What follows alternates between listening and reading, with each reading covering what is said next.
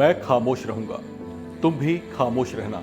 हम सब खामोश रहेंगे क्योंकि हम सब बंद कमरों में तमाशाई हैं। एक नन्ही जो लजाना सीख रही थी, उसकी हया को मसल दिया गया। एक एक कर उसे उतना नोचा गया जितनी वहशियाना भूख थी। पर मैं खामोश रहूंगा, तुम भी मन में कोस लेना, दुखी हो लेना, पर खामोश बने रहना क्योंकि वो नन्ही मेरी नहीं थी, वो लाडो तुम्हारी नहीं थी। तुम बस सोच लेना कि ऐसे ही दरिंदों के बीच तुम्हारी बेटी सुरक्षित रहेगी।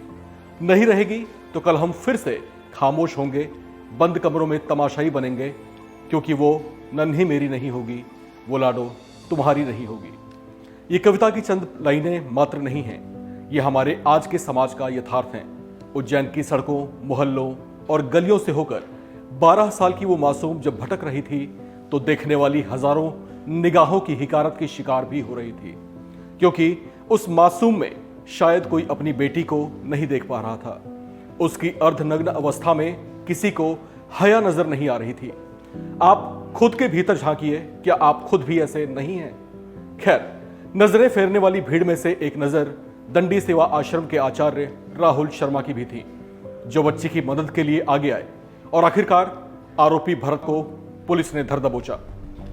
वो पुलिस के चंगुल में है, लेकिन इसे लेकर अब कुछ ऐसे नए खुलासे हुए हैं जिसे सुनेंगे तो आप भी दंग रह जाएंगे। दैनिक भास्कर की एक रिपोर्ट के मुताबिक उज्जैन की मासूम के गुनहगार भरत सोनी के एक दोस्त बंटी मीणा ने उसे लेकर कुछ ऐसी बातें बताई हैं जिससे इसके आपराधिक दिमाग का अंदाजा लगाया जा सकता है। बकौल बंटी, भरत जिस झुग्गी में रहा करता था वहां से वो गांजा सप्लाई करने का भी काम करता था। इतना ही नहीं, बंटी मीणा ने भरत सोनी को लेकर यह भी बताया था कि वो लड़कियों को भी होटलों में भेजने का काम करता था। बंटी मीणा ने बताया कि उसने और उसके कुछ और साथियों ने खुद उसे कई बार ऐसा करते हुए देखा था। लड़कियों से संपर्क कैसे होता था, इस बारे में बंटी कुछ नहीं बता पाया। हालांकि इस मामले में पुलिस की तहकीकात अभी भी जारी है, परत दर परत कभी और कई राज खुलने बाकी हैं। लेकिन अब तक की छानबीन में जो बातें सामने आई हैं उसके मुताबिक वो वारदात को अंजाम देने के अगले दिन अपने घर में ही था। वहीं से पुलिस उसे अपने साथ ले गई। उससे गहन पूछताछ हुई तो उसने अपना गुनाह कबूल लिया।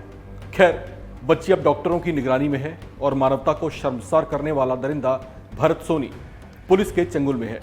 दरिंदा शब्द दरअसल ऐसे अपराधियों का पर्यायवाची बन चुका है जिन्हें आए दिन खबरों में देखते और चैनल बदलते रहते हैं। लेकिन जरूरत खुद को भी टटोलने की है कि कहीं समाज में पनपती ऐसी आपराधिक प्रवृत्तियों की वजह आप भी तो नहीं, क्योंकि हम और आप भी तो हैं जो समय रहते जागते नहीं और किसी के साथ हो रही किसी घटना को देखकर मुंह मोड़कर निकल जाते हैं, ये सोचकर कि इससे मेरा क्या लेना देना है। यकीन मानिए, लेना देना है, क्योंकि कल को अगला शिकार आप या आपके अपने भी हो सकते हैं। इस खबर में फिलहाल इतना ही। बाकी अपडेट्स के लिए आप बने रहिए वन इंडिया के साथ।